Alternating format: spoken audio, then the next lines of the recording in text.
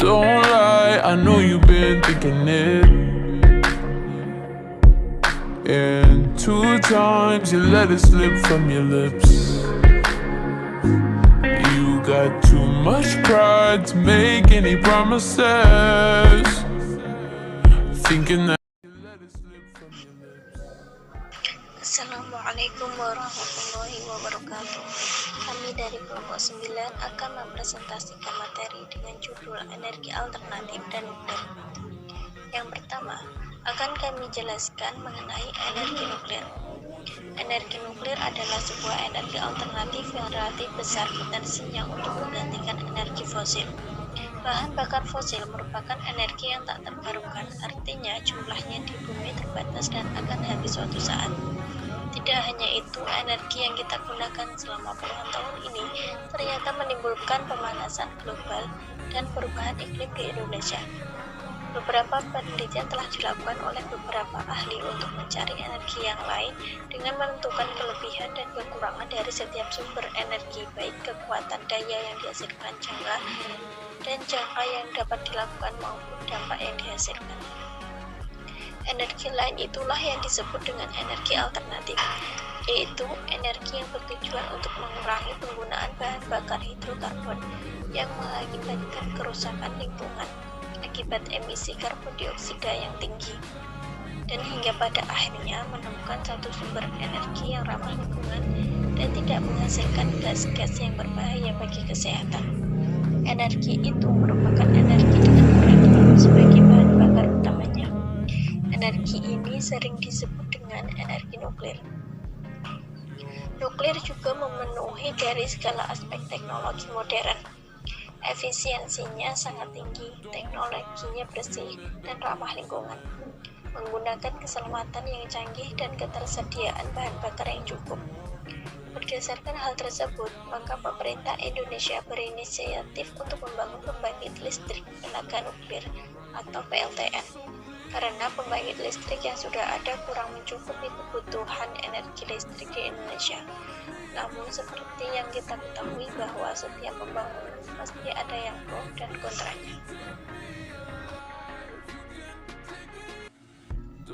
Adapun manfaat energi nuklir sebagai alternatif yang relatif besar potensinya untuk menggantikan energi fosil.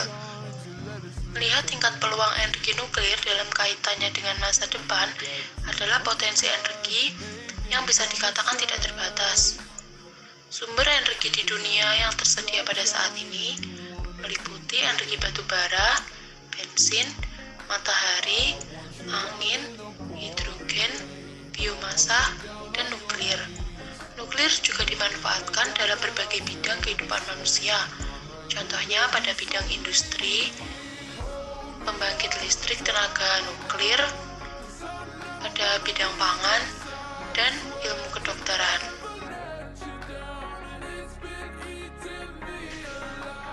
Pemanfaatan nuklir yang pertama di bidang industri. Kilang minyak dan energi nuklir kilang minyak atau dalam bahasa Inggris oil refinery adalah fasilitas industri yang mengolah minyak mentah menjadi produk petroleum yang dapat langsung digunakan, maupun beberapa produk lain yang menjadi bahan baku industri petrokimia. Temperatur yang terlibat dalam pengoperasian kilang minyak berkisar sampai sekitar 800 derajat Celcius. Beberapa keuntungan yang diperoleh dari sebagian energi panas yang dapat diganti dengan energi nuklir, yaitu penghematan cadangan bahan bakar fosil, potensi penurunan emisi gas CO2, dan diversifikasi energi nuklir. Nah, untuk konsep pengaplikasian energi nuklir sebagai sumber energi panas dan listrik untuk industri telah dikaji lebih dari 50 tahun. Reaktor temperatur tinggi berbandingin gas merupakan jenis reaktor yang sangat potensial yang beroperasi pada temperatur tinggi, kurang lebih 1000 derajat Celcius, yang digunakan untuk kebutuhan industri. Bagian luar pendingin reaktor memiliki temperatur sekitar 980 derajat Celcius, dan di bawah medium pendingin reaktor helium gas dapat dimanfaatkan sebagai sumber energi panas untuk menjalankan proses pada industri temperatur tinggi.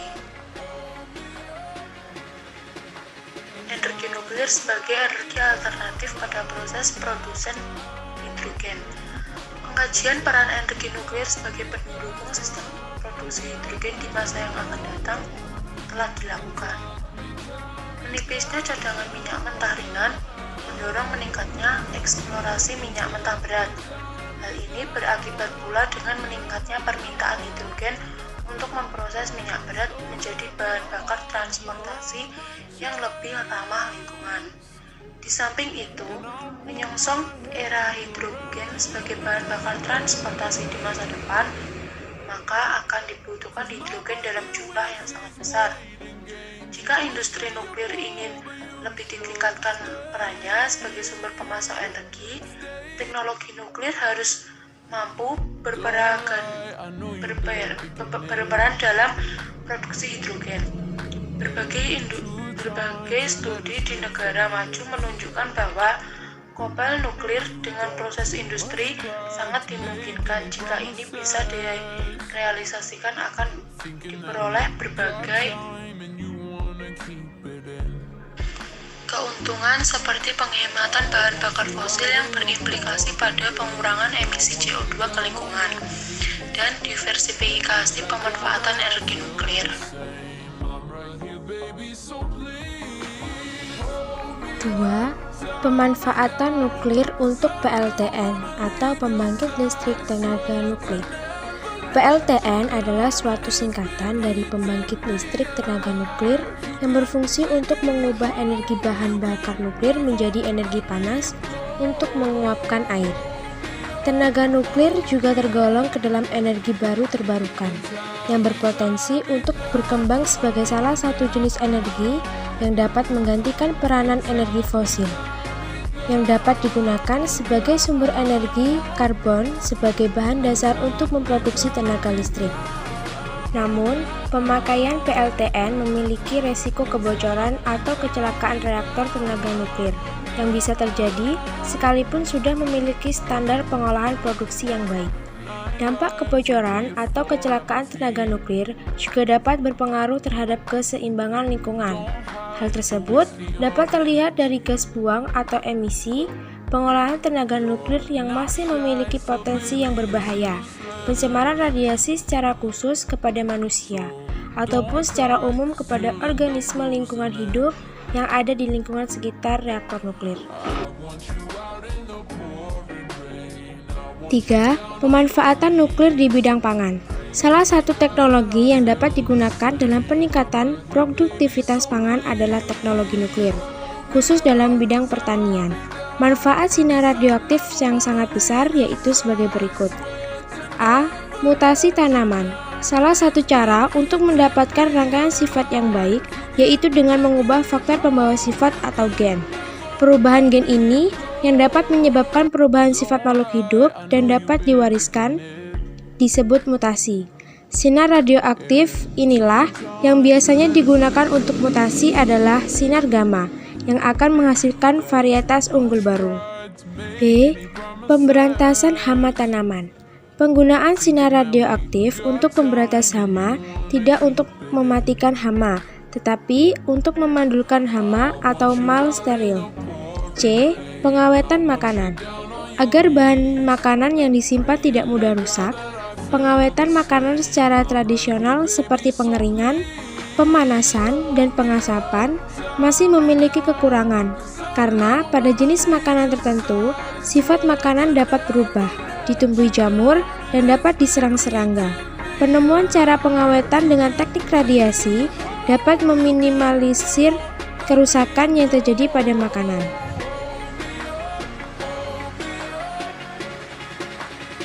4. Pemanfaatan nuklir di bidang ilmu kedokteran. Salah satu cabang ilmu kedokteran yang berkembang pesat sejak berakhirnya Perang Dunia Kedua adalah ilmu kedokteran nuklir, yang di dalamnya mempelajari proses fisiologi dan biokimia yang terjadi di dalam tubuh manusia dengan menggunakan perunut bertanda radioaktif. Pemanfaatan radionuklida dalam bidang kedokteran nuklir dapat digunakan untuk pelayanan diagnostik.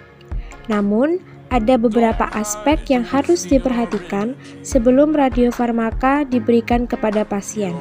Yang pertama ialah bahwa radiofarmaka agar aman digunakan oleh pasien, maka harus dibuat dengan berpedoman pada cara pembuatan obat yang baik atau CPOB, baik di industri farmasi ataupun di pelayanan kedokteran nuklir.